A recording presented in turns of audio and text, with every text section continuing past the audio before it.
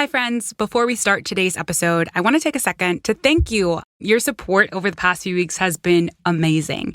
Seeing you post your stories on Instagram, reading your comments, reading your reviews, this has meant so much to me. It's honestly so easy to feel like I'm kind of just talking to the void in podcasting. I mean, I literally am talking in my closet right now, but you all really make me feel like I'm talking straight to you. So I really want to keep hanging out. And if you don't already follow us on Instagram, Twitter, or Facebook, you can find us by searching @TruerCrimePod on any of those websites, and we should pop up. Before we begin today's story, please be aware that this episode contains references to sexual assault, incarceration, and very briefly, suicidal ideation. As I dove into this week's story, my mind kept drifting to this one particular viral graphic. It was created in 2017 by the anti-sexual assault nonprofit RAINN, and I remembered it because it went viral on my social networks not once, but multiple times. And on each of these occasions, its headline seemed just as stark as the first time I'd seen it. Out of every 1,000 sexual assaults, 995 perpetrators will walk free. Below the title are these rows and rows of grayed out human silhouettes, each icon supposed to represent 10 perpetrators of sexual violence. Then came the broken down statistics. Out of every 1,000 sexual assaults, 230 are reported to police. 46 reports will lead to arrest. 9 cases get referred to prosecutors. 5 cases will lead to a felony conviction. 4.6 rapists will be incarcerated. Out of every 1,000 sexual assaults, 995 perpetrators will walk free. So, what about the 5 who won't? The 5 cases that end in felony conviction. The 4.6 who end up incarcerated. If the system that's quite literally designed to punish cases like this just doesn't, more than 99% of the time, well then what's happening in those other cases? It's a question with so many answers. And today, I'll tell you about one, because this is the story of Josiah Sutton. I'm Celicia Stanton, and you're listening to Truer Crime.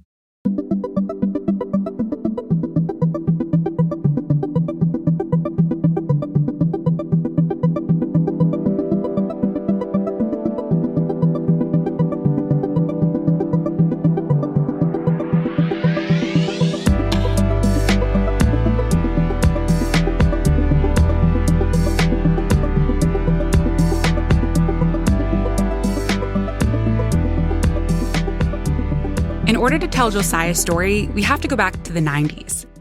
October 25th of 1998 to be precise, because it's on this day in Houston, Texas, that a 41-year-old woman was in the parking lot of her apartment complex when she was suddenly approached by 2 men with a gun. According to a summary of trial records I read written by criminologist William Thompson, the men abducted the woman at gunpoint using her own car, a Ford Expedition. Her kidnappers alternated driving around the Houston area as they took turns sexually assaulting her in the middle back seat of the SUV. I won't go into the specific details of the attack, and to protect her privacy, I won't share her name. But as I'm sure you can imagine, this whole experience was absolutely terrifying for the victim survivor. I kept thinking of how she must have felt so at ease before being approached by the men. She had been so close to home. Eventually, her attackers decided to abandon the woman in the outskirts of Houston at Fort Bend County Field. Finally free, she went immediately to police. Out of every 1,000 sexual assaults, 230 are reported to police. The officers took a full report and a rape kit was completed.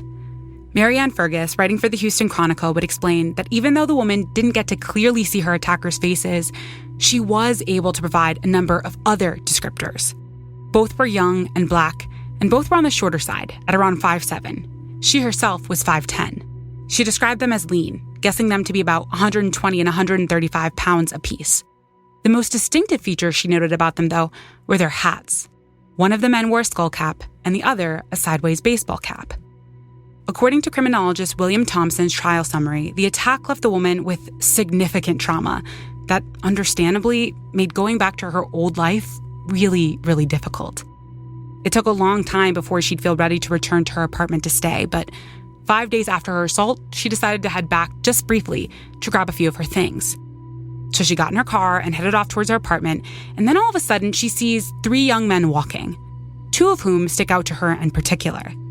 The way one of the men walked, it just seemed so familiar to her. But ultimately, she was less interested in what they were doing and more interested in what they were wearing. One wore a sideways baseball cap, and the other wore a skull cap. She knew immediately then. These were her attackers.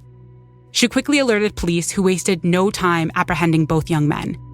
They were placed in the back of the patrol car and driven to a nearby police substation, where they waited in the parking lot as the woman, who sat in her own car 10 feet away, was asked by officers to confirm that these were the men who had attacked her. She looked through her window to take another peek at the two of them in the patrol car. Turning back to police, she felt absolutely sure. These were the two men who had kidnapped and assaulted her 5 days earlier. The two young men in the patrol car turned out to be 19-year-old Gregory Adams, also known as Dontrell Adams, and 16-year-old Josiah Sutton. And here's the thing. As someone writing about the experiences of other people, I know that my research, as thorough as it may be, will never be a replacement for the experiences of the folks who actually went through these events in real time. And this is what I was thinking about the day I hopped on social media and typed in the name of Josiah Sutton's mom, Carol Batie.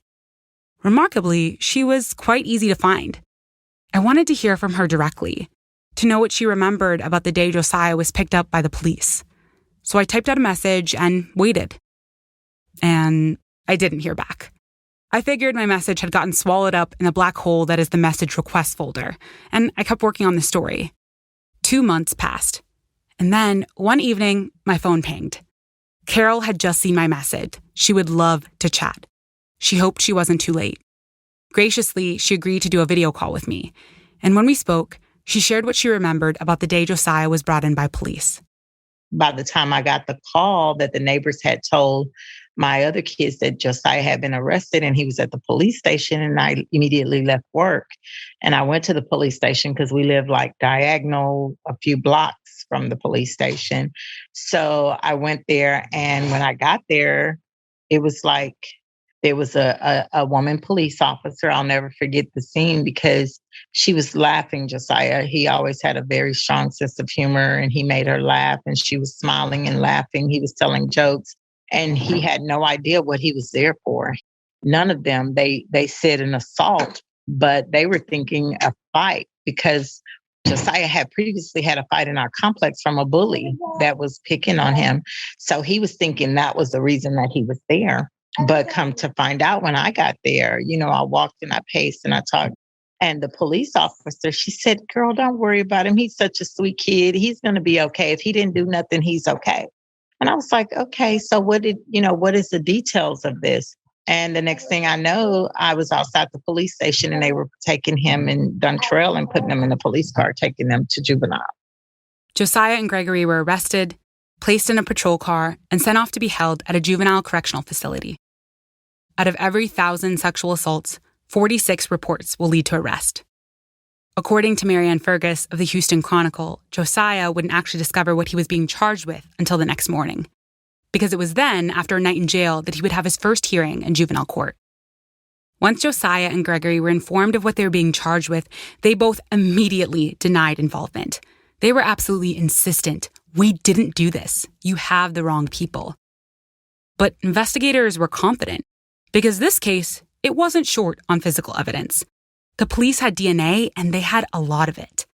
They had collected semen from the seats where the assault occurred, and they also had the rape kit, which contained DNA mixtures made up of the DNA from the victim and both her attackers. The police, eager to solidify their case, asked Josiah and Gregory to provide DNA samples of their own for comparison. They both agreed, and their samples were sent off to the HPD crime lab for testing. But DNA analysis is no quick process, and working your way through a crime lab's queue can take months or even years. And for Josiah and Gregory, that would mean waiting in jail, as they had already been charged based on the victim's identification.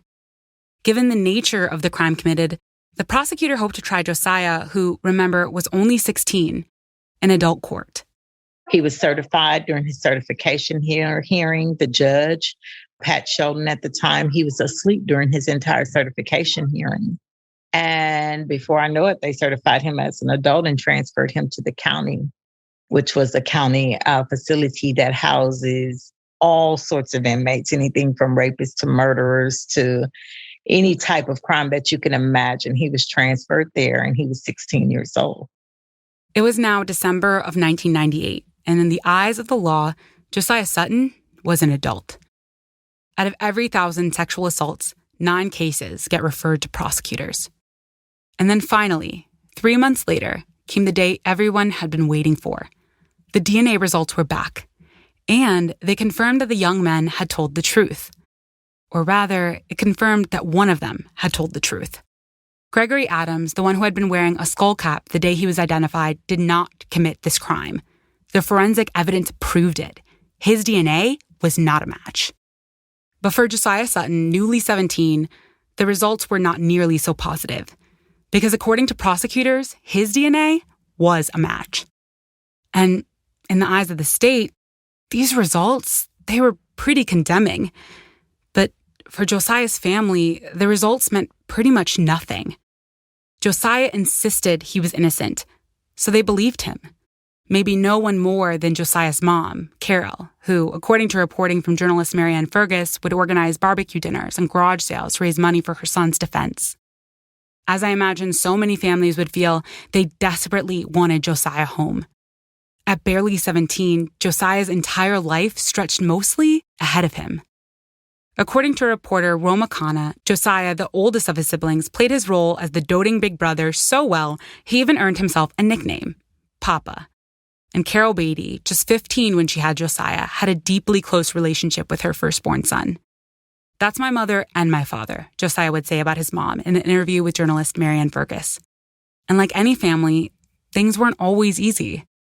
According to the Houston Chronicle, Josiah's dad left the state when he was only 6. And Johnny, Josiah's youngest brother, was born with a heart condition that required many surgeries. But Carol Batie worked extremely hard, even holding multiple $8 an hour jobs to make sure ends met. Eventually, at 14, Josiah taught himself to cut hair. And picking up work? Well, for Josiah, it meant giving back to the family who deeply loved him. I was a single mom, so he would kind of be the head of house while I was away at work and things that I did. And I remember the time that he was going to school for the summer. And during that time, the city of Houston was paying students to go to summer school. So it was like a work study program for the city of Houston. And he was in that program. He was getting paid for going to school.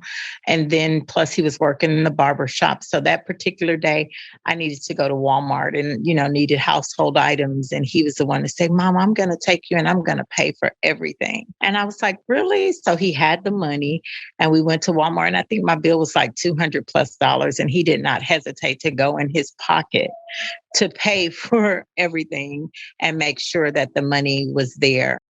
But despite this, Josiah was still a kid, and that meant balancing life and work alongside school. And the truth was, when it came to school, Josiah had a lot going on. He was a smart kid, naturally a quick thinker, but as a teenager, he was starting to struggle a bit academically. And like many kids, Josiah was dealing with bullies.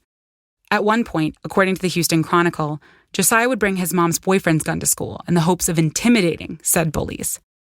It was a move that would land him probation, a penalty the courts deemed fair for a first-time offender. But let's be honest, Josiah was a kid, and kids don't always come up with the best solutions to problems. And overall, Josiah was the kind of friendly person that adults love. In the fall of 1998, he restarted 9th grade somewhere new. A fresh start. And while things didn't necessarily get easier, he ended up suspending for fighting towards the start of the year. Josiah never believed any of this would last forever. He was a naturally gifted football player, the kind of kid that might actually have a shot at making it. He'd tell Marianne Fergus that he and his friends spent a lot of time just, talking the way teenagers do, daydreaming of a not-so-distant future where they'd be rich and successful. For Josiah, the way he'd get there was pretty clear. Football. And what he'd spend those riches on? Even clearer. A house for his mom, of course. Carol Batie would tell me that when Josiah's lawyer, Joel Salazar, explained the state's offer, 50 years in exchange for a guilty plea, she fired him and hired Gregory Adams' lawyer, Charles Herbert, in his place. Carol Batie wasn't willing to let go of her son or his dreams without a fight. And if clearing Josiah's name meant going to trial, then they would. I remember the first time that I saw him in jail behind the glass. And I said, baby, don't you ever admit to anything that they try to convince you to. He said, oh no, mama, my mind is made up. I didn't do it. I know I didn't do it, and I'm not. So he didn't. All there was left to do was wait. And when the trial finally came, it was July. The prosecutor was Joseph Omby, and according to Marianne Fergus, Omby had a reputation for being tough. The prosecution's case was straightforward and made up of just 2 arguments, though admittedly, both were very compelling. An ID from the victim herself and a DNA match that linked Josiah directly to the attack. The victim survivor in this case was willing to testify at trial, and it's worth noting that this was no small feat. Participation in the criminal legal process can be extremely distressing for crime victims, and according to researchers Jim Parsons and Tiffany Burgeon, recounting experiences in court is often especially traumatic. Nevertheless, the prosecutor walked the victim survivor through the events of October 30th, 1998, the day she identified Josiah and Gregory on the drive to her apartment. She explained that while she had never had the opportunity to clearly see Josiah's face during the attack, she was able to recognize him that day based off his hat, that sideways baseball cap. When asked on the stand to confirm that this was the man who had attacked her, she pointed directly to Josiah. She was still sure it was him. And Prosecutor Omby, well, he was just getting started. According to reporting from the Houston Chronicle, he rarely held back. He'd even tell the jury that Josiah was, quote, evil and dangerous. Carol Batie would tell me that watching people talk about her son in this way was extremely hard. They painted the picture they wanted to paint, she'd say. It's their job. But for all they'd say about Josiah's character, it was the DNA evidence that would be the state's real smoking gun. And for this, they put HPD crime lab analyst Christy Kim on the stand to testify to her findings. In her testimony, Kim explained the significance of DNA, saying, if it came from one person, it should have a same exact DNA pattern. No other 2 persons will have the same DNA except in the case of identical twins. Reading the trial transcripts, this all pretty much matched up with my, admittedly very limited, understanding of DNA. And it's what made the evidence against Josiah so damning. But according to the Houston Chronicle, despite the mounting case against him, Josiah felt fairly calm. Though it is worth noting that we're talking about someone who was just 17. Someone who hadn't even finished his 2nd year of high school yet. Josiah would later admit to Marianne Fergus that he had a pretty difficult time following the proceedings. The court jargon on its own was hard to keep up with, but the science talk used to explain the DNA evidence was nearly impossible to understand. And honestly, this makes a lot of sense. I read the entirety of Christy Kim's testimony, and as an adult who's taken a few college science classes, I also found my eyes glazing over as they discussed primers, enzymes, and DNA replication on page after page. We're talking nearly 80 pages worth of scientific testimony and cross-examination.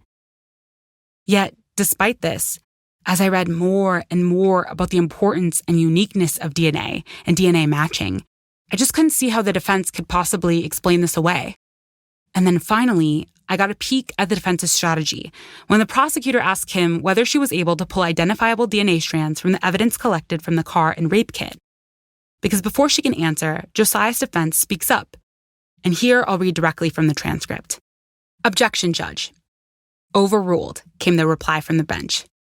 The defense, undeterred, spoke up again.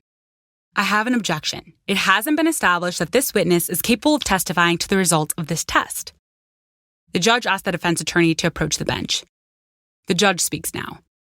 Are you saying she's not an expert? You feel she hasn't been proven to us as an expert? Is that all you're objecting to? Yes. The judge's decision? Overruled. The defense asked for a clarification. So I understand, is she testifying as an expert at this point? The judge is firm. Yes, your objection is overruled. I don't know for sure, but maybe to the jury, this objection seemed a little odd. The prosecutor had clarified Christy Kim's credentials at the start of her testimony. She worked at the HPD crime lab where she had been employed for 17 years. She had a biology degree and DNA-specific training. She regularly attended seminars on the newest developments in forensic and DNA science. But, like I said, the avenues for the defense seemed limited. Maybe it was time to go for broke. Regardless, the prosecutor continued his questioning, asking Kim again whether she was able to identify DNA patterns from the evidence submitted. And this time, we get her reply. Yes. Christy Kim went on to explain the conclusions of her analysis. And for this, I was actually able to get a hold of the original report she took. And these seemed pretty alarming.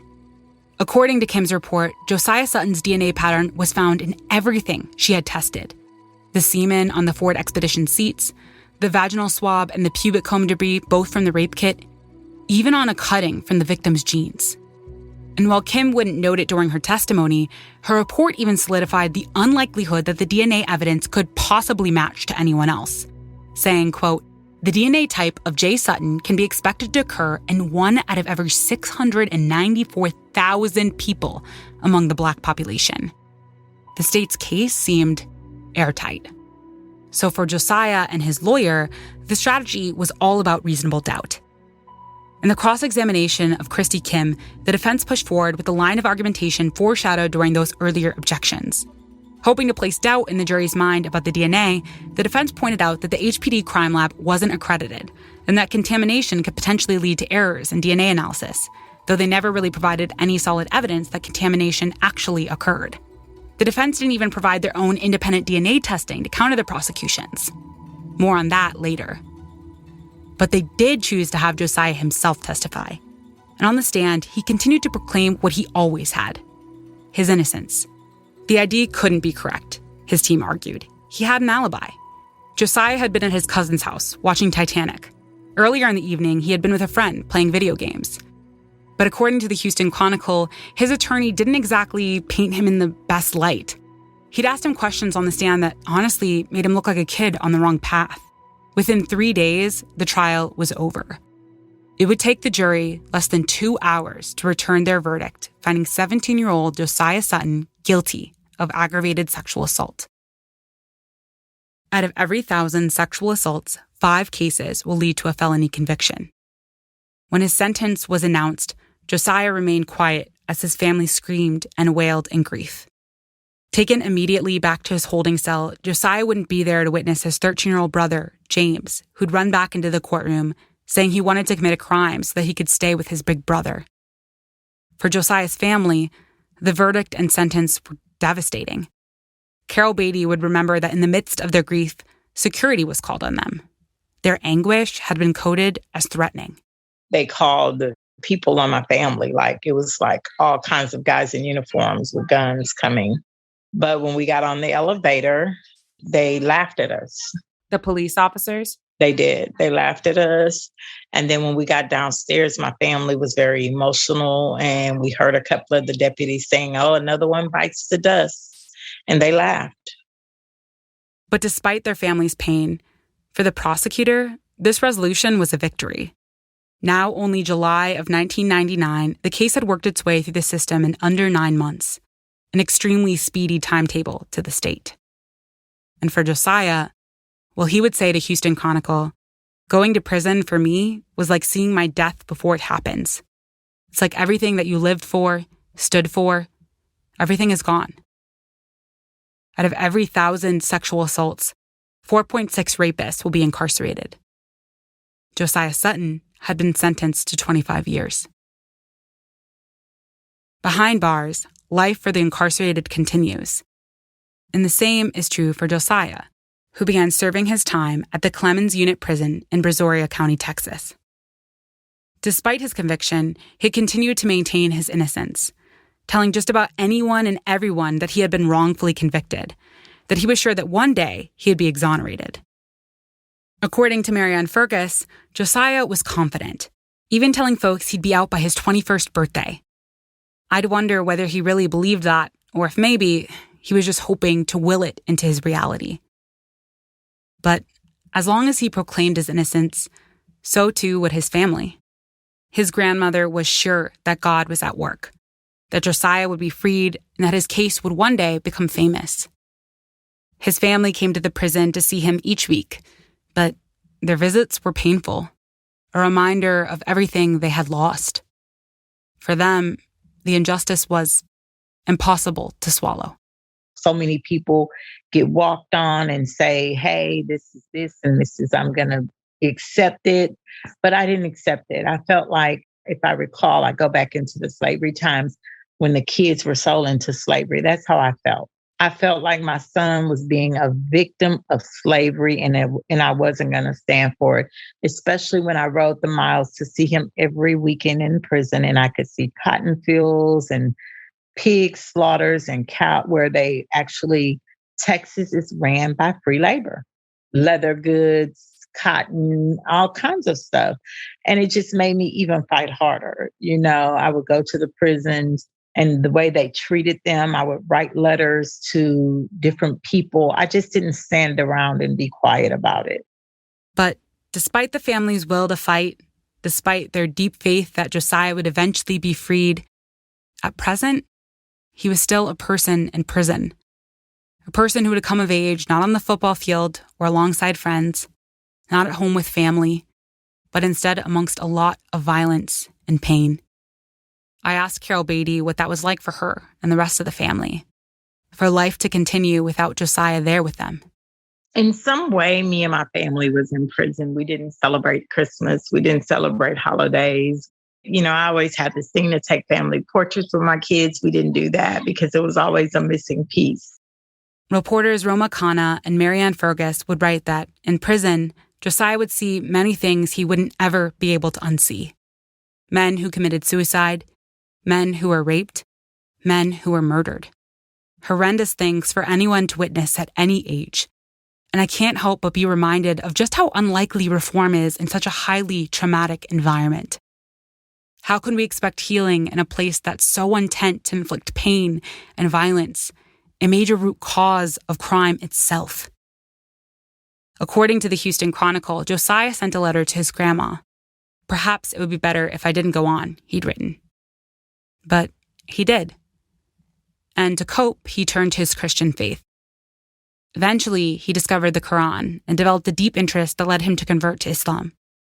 His spiritual commitments would act as a guiding force, helping him to face the difficulty of his new day-to-day reality. Josiah would earn his GED, and folks incarcerated alongside him even gave him a nickname, Big Third, a credit to his hometown Houston ward and his large football player stature. Even though prison was never where Josiah pictured himself, he kept busy, focused on his faith and overturning his conviction. At home, Carol Batie would do the same, praying for her son each night. And I'm a very spiritual person, and I believe that the Spirit of God dwells within me. And one day I sat on the side of my bed and I said, God, I'm just this 1%. And he said, DNA maybe 99.9, but I'm 100% just hanging there. And I did. Carol Batie would do everything she possibly could. But the roadblocks, well, they never really seemed to let up. It's like a conspiracy theory. That's what they call it when it's really the truth. And I felt like I was trying to convince someone of this conspiracy theory, as they say it, and no one would listen to me. I went to attorneys and no one would listen. I went to Black activists. I wrote the governor at that time, was our President George Bush. I went to the NAACP, the Black United Front. And because the world was saying DNA was 99.9% accurate, no one would hear me. According to the Houston Chronicle, Josiah would write to the Texas Innocent Network and Carol to the New York Innocence Project, asking for their support. They were turned down by both. Policies prevented each from taking on cases where DNA evidence was used to convict. In 1999, Josiah filed an appeal for a new trial citing ineffective assistance of counsel. While he'd offer several arguments to support his appeal, the most significant was a claim that his attorney had failed to follow through on getting independent DNA testing completed.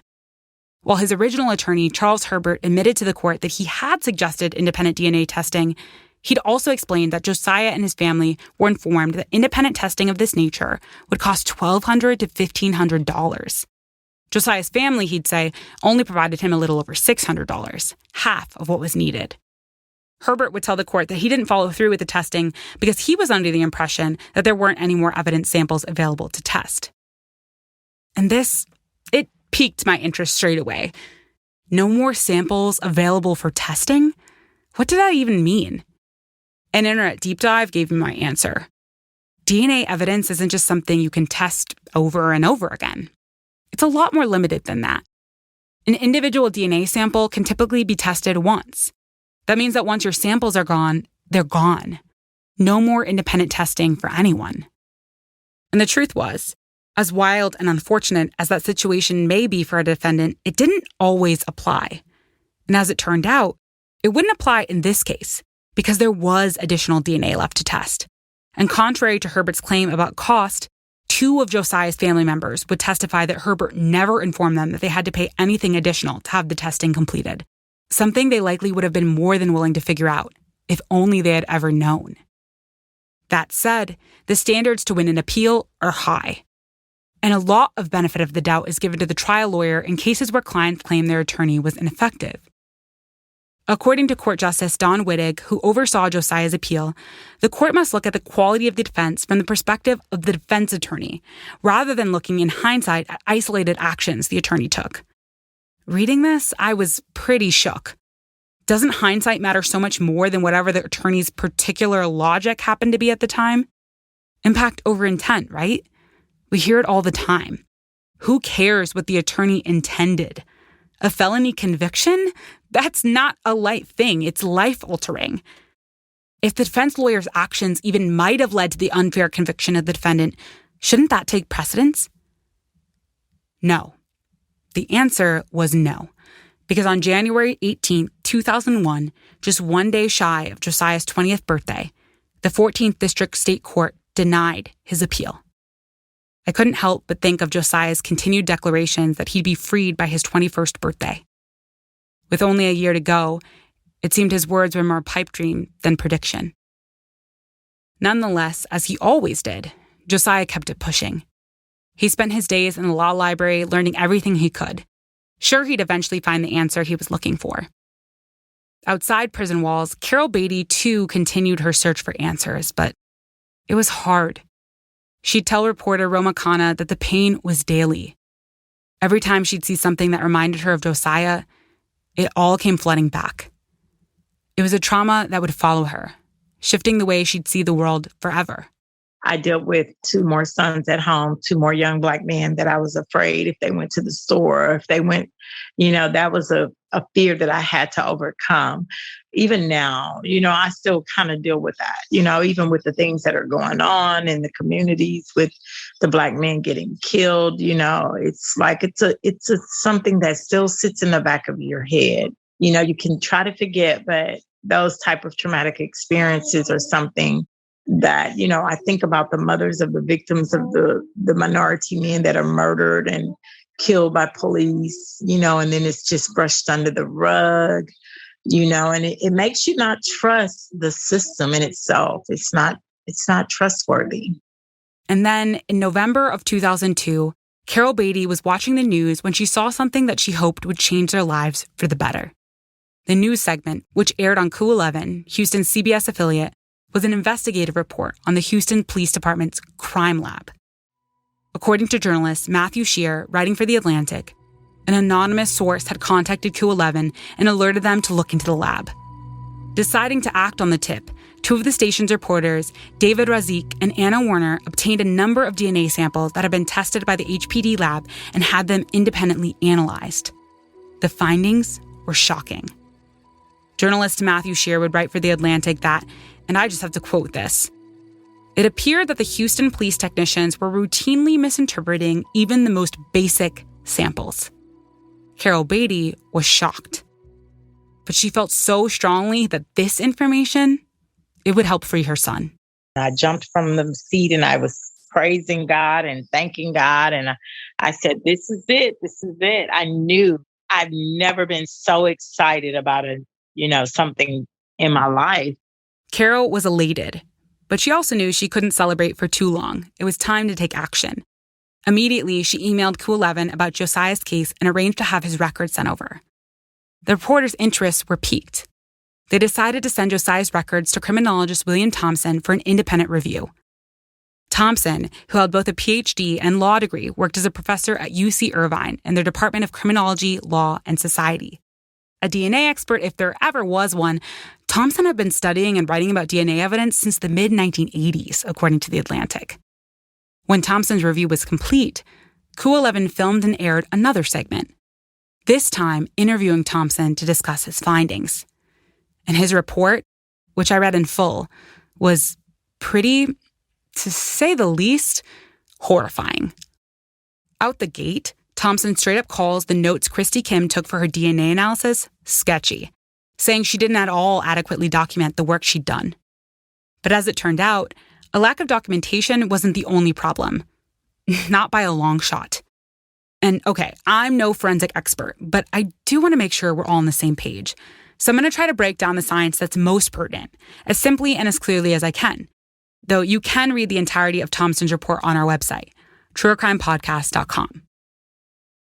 So, when a crime like this occurs, especially one where there's DNA evidence, it's so important for analysts to get a DNA sample from the victim so that when they're looking at the evidence, they know which DNA belongs to them and not, say, the perpetrator or someone else even. And if you've ever done a DNA test with a company like Ancestry or 23andMe, you probably know that a DNA sample is relatively easy to provide. It's usually like a spit or small blood sample, and you send it in. And once scientists get your sample and analyze it, they're able to determine your unique DNA pattern. And that process, of taking the sample and pulling an individual DNA pattern, it's called typing. And here's where it gets interesting. Because in Thompson's review, he noted that the DNA samples provided by the victim were typed by Christy Kim 3 separate times. And each time, Kim came up with a different DNA pattern for the victim. And I want to slow down here because this is very, very important. That's not a small error. In fact, it's indicative of a major problem with Kim's testing methods because an individual person can only have one DNA pattern. If you remember from earlier, Kim herself testified as much at trial. And this was wild to me because the uniqueness of each person's DNA, the fact that no one except identical twins has the same pattern, it's what makes DNA evidence so compelling. So the fact that the analysts had come up with 3 different profiles for one person, it's a little scary. And it wasn't mentioned even once. Not in Kim's written report and not in her testimony. A fact Thompson clearly found deeply troubling, as he'd write in his own review that, quote, "It is difficult to imagine any explanation for this result that would not call into question the fundamental reliability of the laboratory's procedures, not just in this case, but in other cases as well." But Thompson's report had more. He'd go on to explain that Kim's statistical estimations were also ridiculously misleading. And let me step back for a minute and give you a bit more background info. According to the National Human Genome Research Institute, human DNA, it's all pretty similar. In fact, from person to person, human DNA is 99.9% identical. And maybe you already knew that. But I remember hearing it for the first time when a researcher from the Human Genome Project came to my high school for the school-wide assembly. And I just remember being completely mind-blown. Genetically, we're all really similar. And given that, it means that in order to find a DNA match, forensic analysts are looking only at the teeny tiny 0.01% of DNA that's different or unique from person to person. And so in simple terms, scientists doing DNA matching are basically comparing a bunch of different specific points in the DNA pattern to see if they match up. But some people, they happen to share more of these specific points just by chance. So as you might imagine, this system of matching, it isn't foolproof. According to Naomi Elster and JSTOR Daily, partial DNA profiles will match up with many more people than a full DNA profile. And even full profiles may match with a person other than the culprit. And so what does that all mean ultimately? Well, it means that statistical estimations are really important. They tell us the likelihood that a positive DNA match is just coincidental. But Christy Kim and the prosecutor, they had presented a case to the jury that Thompson argued could have had jurors believing that finding a DNA match was pretty black and white. Either you're a match or you're not, end of story. And I'm not going to lie, reading through Christy's testimony, that was pretty much the message I got. The prosecutor never questioned Kim on the probability that the DNA match was coincidental. But Kim did note one in her written report. If you remember from earlier, she claimed that the DNA type of J. Sutton can be expected to occur in 1 out of every 694,000 people among the Black population. But this number was grossly inaccurate. Thompson wrote in his review that based on Kim's method of analysis, the probability of a coincidental match to one of the suspects actually exceeded 1 in 8. And if that doesn't leave you catching your breath, maybe this will. Thompson would also conclude that based on the DNA profiles provided in the report, a more appropriate analysis of the evidence should have excluded Josiah as a DNA match completely. Christy Kim said that Josiah's DNA pattern was detected in all the evidence: the semen on the Ford Expedition seats, the vaginal swab, and the pubic comb debris from the rape kit, on the cutting from the victim's jeans. But the thing was, according to Thompson, that wasn't true. Or at least it wasn't all true, because Josiah's DNA pattern didn't match the semen found on the seats of the SUV at all. And at this point, I'm not even sure where to start because I just have no idea how this happened. It wasn't even like Thompson got the DNA to do his own testing. He'd figured out that these results were wrong just by looking at Kim's test results. Josiah's profile had distinct differences from the profile typed from the semen evidence. And maybe you're thinking like, okay, that's alarming, but there's still all this other evidence he was a match for, right? Well, Thompson argued that insofar as Josiah wasn't a DNA match for the semen sample, that meant he couldn't be a match for anything else either. And the reason why is a little complicated. In full transparency, it took me reading this report more than a few times to have a good grasp, but I'll try my best to explain now.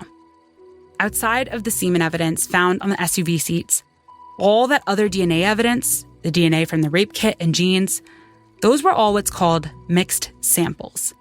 And that just means they were made up of DNA from multiple individuals, assumably the victim and both her attackers. The thing about mixed samples, though, is they're a little more difficult to interpret because you don't necessarily know whose DNA is whose. It's all mixed together. But in this case, investigators had something important: the DNA pattern of the victim and the DNA pattern they typed from that semen sample found on the car seat. And that means if you take those mixed evidence samples and exclude the victim's DNA pattern, and then you exclude the DNA pattern from that semen sample, what you're left with is what you can reasonably assume is the DNA pattern of the second rapist.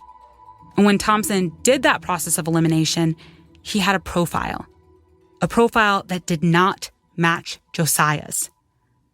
And if Thompson's analysis was correct, it would mean that the semen sample in particular could have been critical in clearing Josiah's name. But I really, really think that Thompson explained the importance of that best. So for this, I'll read to you some excerpts straight from his report. But quick note before I do. Pretty much everyone involved in this case refers to the semen sample as sample number 1. So when you hear that, that's what they're talking about: the semen collected from the Ford Expedition seats. So discussing how sample number 1, the semen sample, could have excluded Josiah as a suspect once and for all, Thompson writes, "Unfortunately, the jury in Sutton's trial never had the opportunity to consider and weigh these possibilities because the jury was never told about this issue. The prosecutor carefully avoided eliciting testimony about sample number 1. When asking about the samples, he repeatedly stated that he was interested only in the vaginal sample, the pubic combings, and the stain on the jeans. At one point, the analyst mentioned sample number 1, and the prosecutor responded, "I don't want to talk about sample number 1, okay?" This sample was never mentioned again. Continuing, Thompson doesn't hold back on sharing his hunches, writing, "On reading the transcript, I was left with the strong impression that the prosecutor knew there was a problem with sample number 1 and was taking care to avoid putting any testimony about it on the record." This news segment from Coup 11 was a shock to the Houston public. And immediately after the segment aired in March of 2003, the Houston Police Department sent the DNA samples from the case to be retested in an independent lab. And when the results came back, they confirmed what Thompson had written in his report: Josiah's DNA wasn't a match. Days later, on March 12, 2003, less than 2 months after Josiah's 21st birthday, a group of incarcerated men huddled around a TV at the Clemens Unit prison where Josiah had been serving his sentence. Clapping and cheering, the men watched intently as Josiah Big Third Sutton wearing a white t-shirt and oval wire-framed glasses, walked out the back door of the Harris County Jail into a crowd of reporters and family. "He's out. Big Third's out," they'd yelled inside the Clemens Unit prison. One man, Dionysus Briscoe, told the Houston Chronicle, "It was just a collective happiness." And while I can't know the feeling they all felt that day, I've tried many, many times to imagine it. There's this picture that captures the moment Carol Batie is able to hug her son outside of prison for the first time in what must have been 4 unimaginably long years. In the image, Carol stands at Josiah's side and her arms are wrapped around his neck. Pulling him close, she rests her cheek on his shoulder. But it's their identical smiles, both huge and bright, that tell you they must be family. The moment looks so wonderfully candid and carefree that it's impossible not to feel instantly infected by their joy. And also, their relief. I can't help but wonder if this is the first true sigh of relief they've breathed in years. When I asked Carol how that moment felt, holding her son finally outside of prison, she'd say, like winning the lottery. But for as much relief as that moment provided, I'm not sure how well it lasted. Because for Josiah, being released on bond meant only that he'd get to go home with his family, not that his name was cleared. According to his record, Josiah was still a convicted felon, a sexual felon at that, which is important to note because according to reporter Rick Casey of the Houston Chronicle, at any point, Josiah could be ordered by a judge to register as a sex offender. And to put that in perspective, while the specific rules that folks on the registry have to follow are different from state to state, according to Dara Lind, writing for Vox, being on the registry means that at least some, if not all of your personal data is published online in a publicly accessible database. The types of information available varies, but typically include things like a color photo, full name, address, even your workplace. Police may be required to alert all neighbors when someone on the registry moves to a new neighborhood, and many states have laws that prohibit sex offenders, regardless of their specific conviction, from living within 500 to 2,000 feet of any place where children gather. Places like parks, pools, schools, even apartment buildings.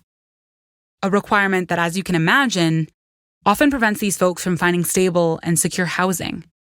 According to Vox, many anti-rape activists feel that sex offender registries are misguided.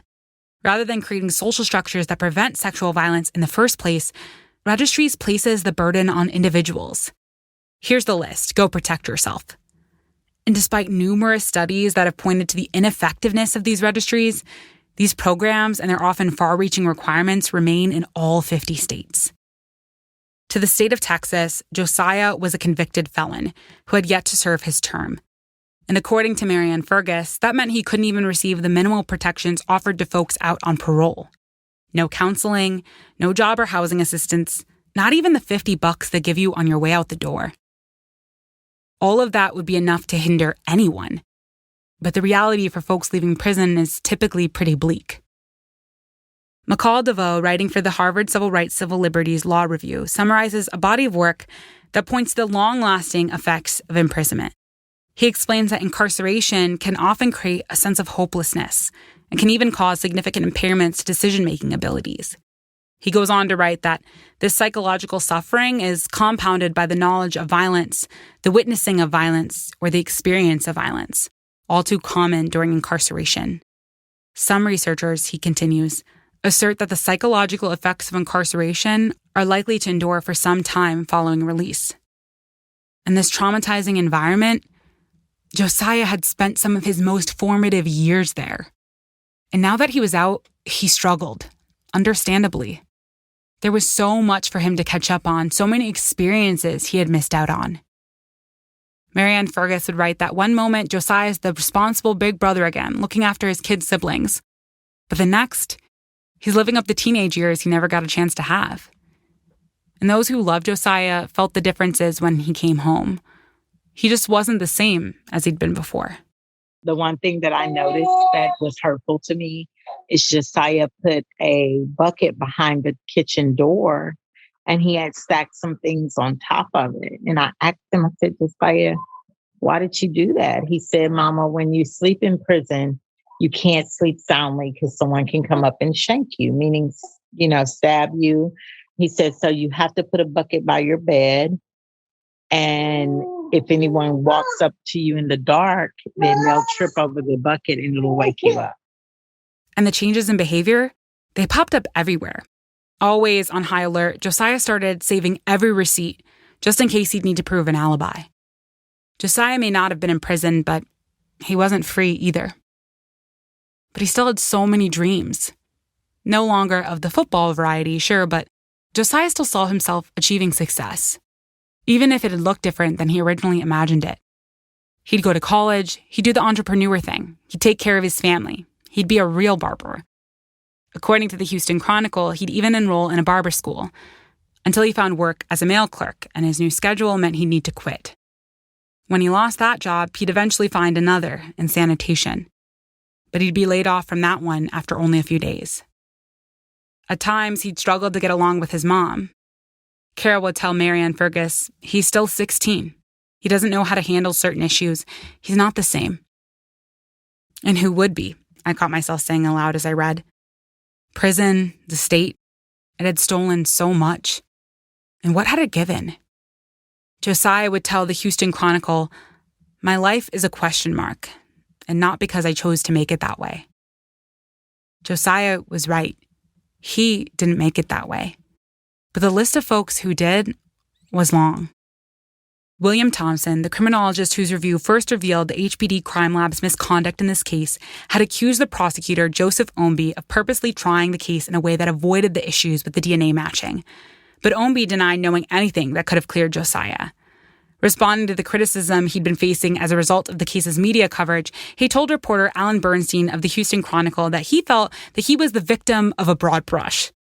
And if you're making a face right now, same. And I wonder if the reporter might have been too, because Omby would backtrack once the words were out, telling them, that's probably a bad word to use. I'm not trying to portray myself as a victim. What I'm saying is that this case, we handled it like all the other cases that we have, and I didn't do anything to convict Sutton except attempt to put on the best case that the evidence allowed me. He'd even try to relate to Josiah, saying, if I were Sutton, I would never say that this has worked, because I've been places for a long period of time that I didn't want to be. A callback to the 5.5 years he spent in the Army during the 1970s. It was a comparison he'd admit wasn't the same as prison. It made me wonder how much thought he was giving to all that military time when he tried this case. Was he considering the consequences of a wrongful conviction when he was calling Josiah evil and dangerous? We can't ever prove whether Thompson's actions were malicious, but it calls into question what the job of the prosecution really is. Justice or winning? The way our legal system is set up, it can be easy to believe that the prosecution represents the interests of the victim. But that's just not true. The prosecution represents the government. Their job is supposedly to uphold the fairness of the system, not to ensure the victim is represented. And that's why it's important to mention the victim survivor in this case. She accused Josiah and Gregory, and she was wrong. But that's not to say that what happened to her wasn't very real. In fact, most folks who are the victim of sexual assault personally know their attackers, so the identity of the perpetrator isn't usually a question. The National Registry of Exonerations reports that strangers commit only about 1/5 of sexual assaults, but they account for 71% of the false convictions that result in exoneration. According to the Innocence Project, misidentification is caused by a large number of deeply studied factors. Human memory deteriorates super quickly, and even what we do remember can become contaminated or altered relatively easily. Even repeatedly attempting to recall a memory can change it. But more significantly, the Innocence Project frames eyewitness misidentification as a systemic issue. In fact, they found suggestive police practices to be the leading cause of misidentification in almost 80% of their cases. It's only in rare instances that eyewitnesses intentionally misidentify someone. The Innocence Project says that when eyewitnesses are mistaken, they're not lying. They sincerely believe that they had identified the right person and have often been led to that belief by poor or biased investigations. And that certainly seems to be at play here. While the victim survivor in this case accused Josiah based on her memories of the attack, it was up to the prosecution and the crime lab to confirm that they had the right person. She didn't hide the fact that she never got to clearly see her attackers' faces. She believed she recognized Josiah and Gregory from their hats. She mentioned it in her initial statement and she mentioned it at trial. But she did give other important details to police.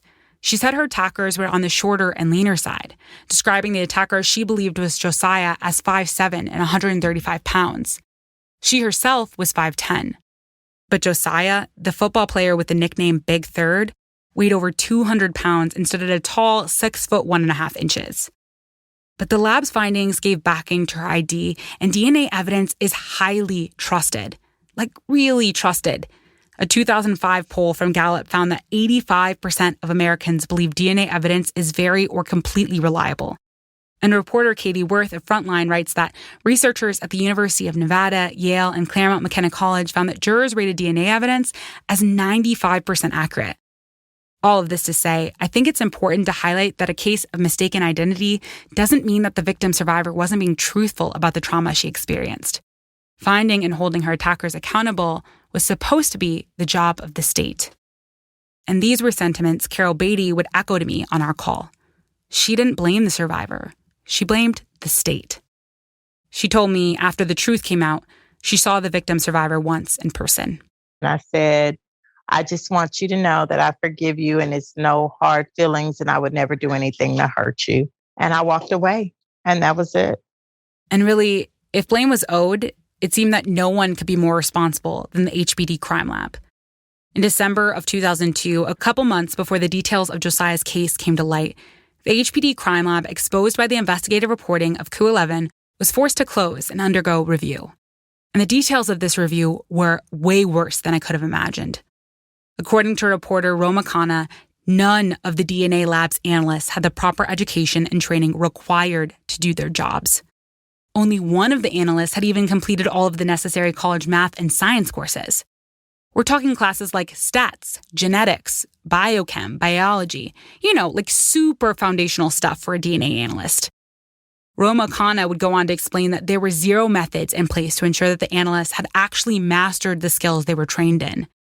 And that training, well, that might be a strong word for their, quote, informal and undocumented peer mentoring program. Christy Kim, the analyst in this particular case, was one of the many who had never taken a statistics class. And according to the Houston Chronicle, statistical mistakes were found in at least 3 of her cases. Even the folks heading up the lab, including the founder, seemed to lack critical expertise. In one incredibly ironic example, reporter Roma Khanna explained that the former DNA supervisor, after failing his proficiency tests and getting suspended for mismanagement, was then promoted to head of quality control. But the problems with the lab weren't limited to a few bad workers. As is often the case, the issue seemed much deeper, systemic. The lab was poorly funded, which meant low salaries for workers and no budget from the city for equipment. A leaky roof went unrepaired for years. As a part of the review, retesting of years' worth of evidence began. And unsurprisingly, they found that the errors weren't limited to Josiah's case. In an article published in November of 2003, the Houston Chronicle reported that of the 74 retests that had been completed at the time, 18 showed major discrepancies with the crime lab's findings. For another 21 cases, including a death penalty case, DNA evidence was either destroyed or missing, meaning that no retesting could be completed at all. Reading all of this, it was so sickening. All of these errors in DNA matching, something that was supposedly so objective. It made me wonder if the usefulness of DNA was a lot more limited than what I had originally assumed. I got my answer in an article conveniently titled "The False Promise of DNA Testing." It was written by the journalist Matthew Shear for The Atlantic, and she explains that as DNA evidence has gained traction and support, it's become a pillar of our legal system. One that is, as attorney Bicca Barlow told him, for a lot of lawyers, too costly and time-intensive to fight. Shear goes on to describe a startling study from the University College of London, where researchers took DNA from a man who had been convicted of rape and sent it off to 17 different highly experienced analysts for comparison to the mixed sample rape kit DNA that made up the bulk of the prosecution's case. When the results came back, 12 analysts said the defendant could be excluded as a match. 1 said the defendant couldn't be excluded as a match, and 4 said their tests were inconclusive. It seemed that the science of DNA matching may be a little more subjective than we'd like to believe. And as our DNA technology advances, analysis becomes more and more difficult. Smaller and mixed samples mean scientists are using complex and sometimes subjective methods, searching for the teeniest of differences. And all of this doesn't even take into account other more commonly known risks, like the potential for contamination, bias, or outright corruption. Scheer explains that lab analysts at government-funded labs, like in Josiah's case, often work closely with police and prosecutors, sometimes in the same buildings, opening up the potential for bias to creep in. Attorney Barlow tells Scheer that, quote, an analyst might be told, okay, we have a suspect, here's the DNA. Look at the vaginal swab and compare it to the suspect. And they do, but they're also being told all sorts of irrelevant things, like the victim was 6 years old, the victim was traumatized, it was a hideous crime. In some places, like North Carolina, analysts are even compensated for work that leads to a conviction. While I don't want to give the impression that DNA evidence is completely unreliable, once you zoom out, it starts to become clear that perhaps it's not the impenetrable wall it's made out to be to the public. And this perception, it's dangerous. T.W. Weston, chairman of the Harris County Grand Jury Association, told Houston Chronicle reporter Tom Marshall that often in cases with DNA evidence, defense lawyers encourage their clients, especially those without much money, to accept plea bargains rather than risk jury trials where prosecutors push for maximum penalties. Using bad DNA evidence to coerce a plea bargain is worse than physical torture. You can resist torture, but not the threat of scientific evidence against you.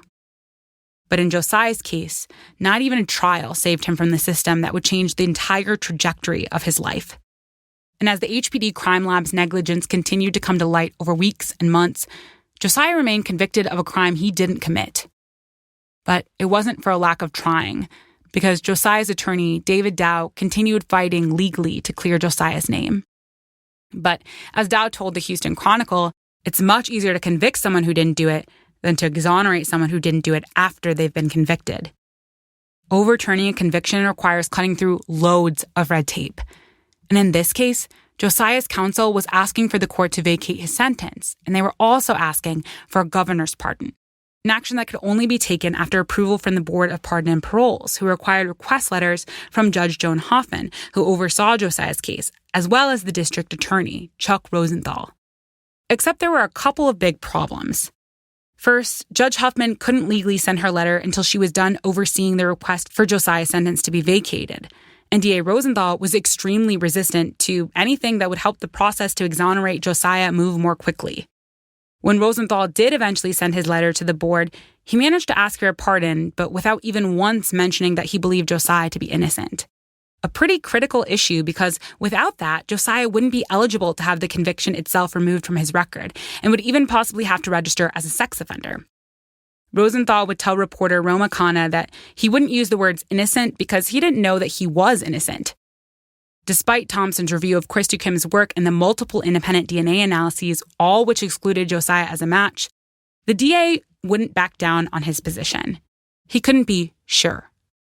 Josiah, his family, his attorney, they were all understandably frustrated with the slowness of this process, the red tape and the technicalities that delayed justice for month after month. A year after Josiah's release, when his conviction had still not been cleared, his lawyer would tell the Houston Chronicle, referring to the Board of Pardon and Paroles, I think they have no guts. I think it's easier for them to not do anything than to do the right thing. There's nobody that puts any heat on them, no political consequences to pay when you have a young Black kid who is being left in limbo by them. And Josiah really was in limbo, unable to fully move on with his life, forced to carry the trauma of his 4.5 years in prison.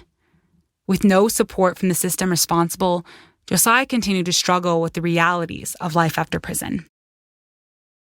And then finally, on May 10th, 2004, 14 months after Josiah's original release, the Board of Pardons and Paroles finally recommended that Josiah receive a pardon on the basis of innocence. 4 days later, Texas Governor Rick Perry granted the pardon. It was a day the whole family had been waiting for over 5 years, and it meant that Josiah would potentially be eligible to receive compensation for the time he spent wrongfully imprisoned. But it would take another year before he'd win that battle, as the DA continued to refuse to say he believed Josiah actually innocent, a requirement under law for folks like Josiah to be compensated. Josiah's lawyers would eventually work out a deal with Rosenthal, and he'd receive his money, but Rosenthal would not have to comment on Josiah's innocence. Josiah would receive $118,000 from the state, a laughable amount considering all that he had lost. But despite the pardoning and the money, Josiah's mom, Carol Batie, would tell journalist Matthew Shearer in 2016 that Josiah's childhood was stolen from him. And from that, he never recovered. The money ran out, and when it did, so many of the same problems remained. According to Matthew T. Clark of Prison Legal News, Josiah would write a letter to Rosenthal after his pardon. Quote, "Most of my days are spent worrying about where my next meal will come from and trying to find transportation from one place to the next. My efforts to get my life back on track have been filled with disappointment and frustration. I'm out of prison, but I'm hardly free." I had the opportunity to ask Carol Batie how Josiah is doing today. He's scarred by everything that has happened to him, and it scarred him tremendously. His relationship with his family is not good. His siblings have to, experience the wrath of his anger. And so therefore we avoid it, and he deals with toxic people, toxic situations. He tries to drown the hurt and the pain. In actuality, he's this sensitive man that can be loving and kind, but he puts up a guard to protect himself. And we had a talk a few weeks ago that he just realizing how prison has affected his life and what it has done to him. He has 7 children. His oldest daughter is 17. I think he conceived her as soon as he came home from prison. And there was no relationship. And his kids are older now, and they're getting angry because they have not established a relationship with him as of today. The only reason my grandchildren know each other is because I make sure that I keep that bond and that I introduce them to each other and that they know who they are.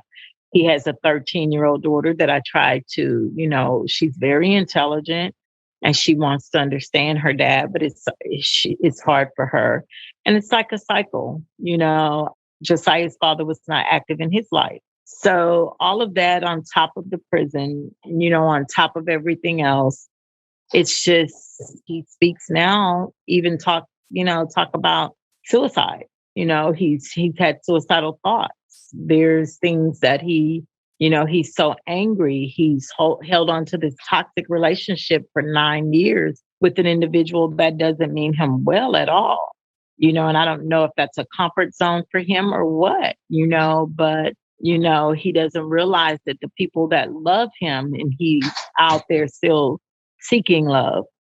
He's constantly, making toxic decisions that's involving his life and making him deal with deeper pain that he's one day is going to have to face. And I think he's still running.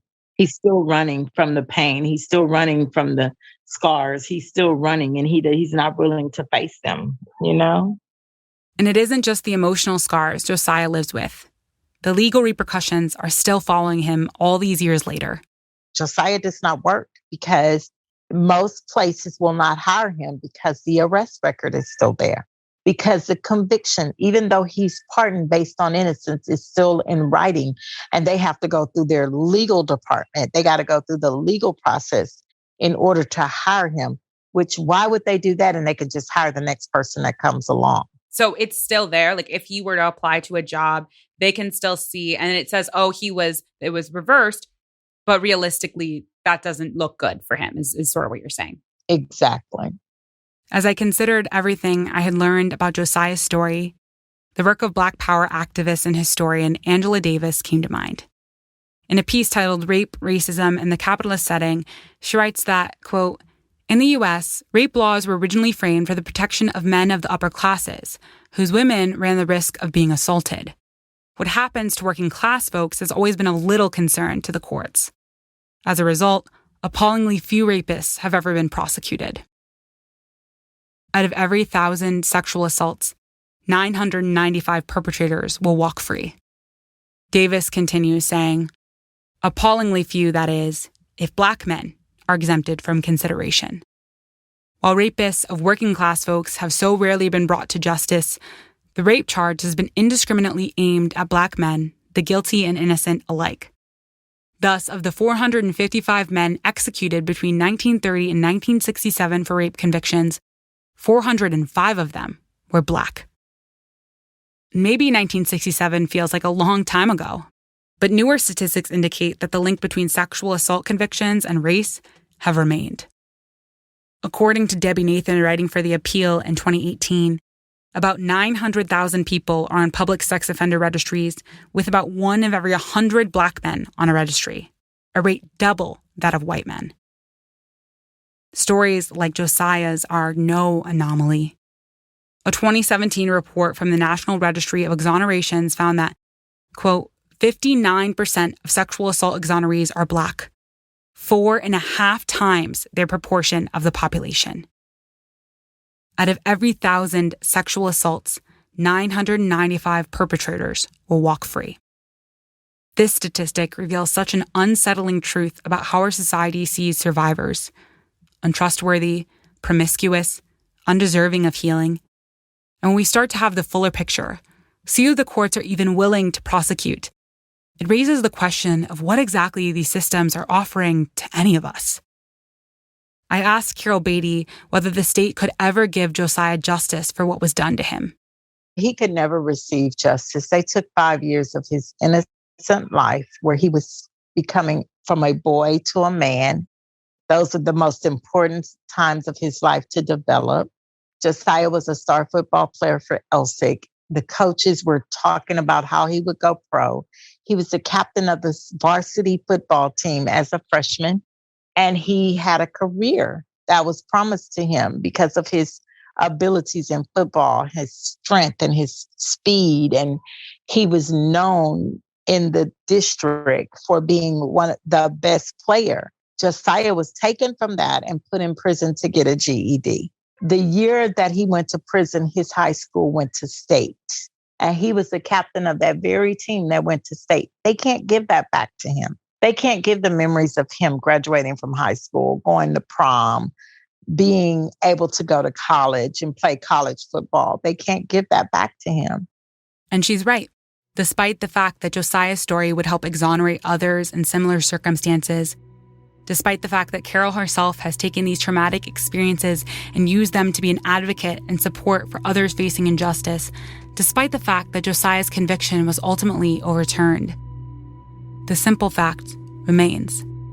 These systems can steal, but they can't ever return. They're just not built to.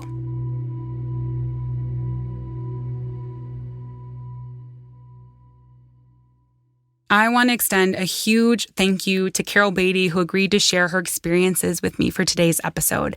As always, at True Crime, we want to encourage you to support those most directly impacted by these stories. So I want to share with you a little about what she's working on now and how you can support. First, Carol shared with me that she's in the process of writing a book. The book will go beyond the story you heard today about Josiah and expand to stories throughout her whole life. She described the book to me as being about the struggle of not giving up and having faith in believing whatever your thoughts and feelings are. Carol also shared with me that she's long wanted to start an organization called Mothers Against Injustice and hopes to soon take steps towards making this dream a reality. Her hope is the organization can support mothers with experiences like hers and can serve as a place for them to come together and take action against injustice. Funding is one of the biggest challenges in her being able to start the organization, and she asked us to direct financial support to help her in this process. You can direct financial contributions to Carol via Cash App. Her cash tag is Carol, C-A-R-O-L, Cox, C-O-X, Mom, M-O-M, 4040. Those last ones are number 4040. So the whole cash tag is Carol Cox Mom 4040. But hold on. Before you close out of your app, I want to be real with y'all for a second. I love doing this podcast. I absolutely love it. But the truth is, this podcast requires an unbelievable number of work hours. It's literally a full-time job on top of my full-time job. And those are just the unpaid hours that go into this thing. There are also a lot of paid hours as well that our small team puts in. And I'm going to keep it 100. All that money at the moment, it's coming out of my pocket. And I want you to know that I'm absolutely not sharing that with you to complain. Not at all. This podcast was my choice, and working on it is really, really, really incredible. I'm sharing it with you because it's true. And as much as I would love to continue self-funding, I know that it won't and just can't be the reality long term. And so I wanted to ask you a favor. If you love this show, if you believe the stories we're telling are important, that they should be heard, and if you want Truer Crime to be the one telling them, would you consider supporting us on Patreon?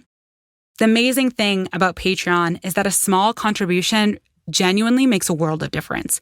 For $5 a month, you'd be directly helping us to keep this show going. And to thank you, becoming a patron means that you'll also get access to exclusive behind-the-scenes content. And that sounds really funny for me to say, but look, it's true. Throughout today's episode, you got to hear from Josiah Sutton's mom, Carol Batie. And if you subscribe to our Patreon, not only will I personally love you forever, but also you'll get instant access to my extended conversation with Carol as our first piece of behind-the-scenes content. If you're willing and able, you can sign up today at patreon.com, which is Patreon, patreon.com/Truer Crime Pod. And as always, before we leave you, I want to bring special attention to some of the resources we relied on most heavily for this episode. Today, I'd like to thank the team of reporters at the Houston Chronicle who covered this story. In particular, reporter Marian Fergus, whose feature pieces were essential to the creation of the episode. As always, you can find a full list of sources and other resources on our website, truercrimepodcast.com. And you can follow us on your Instagram, Twitter, and Facebook by searching our handle, @TruerCrimePod.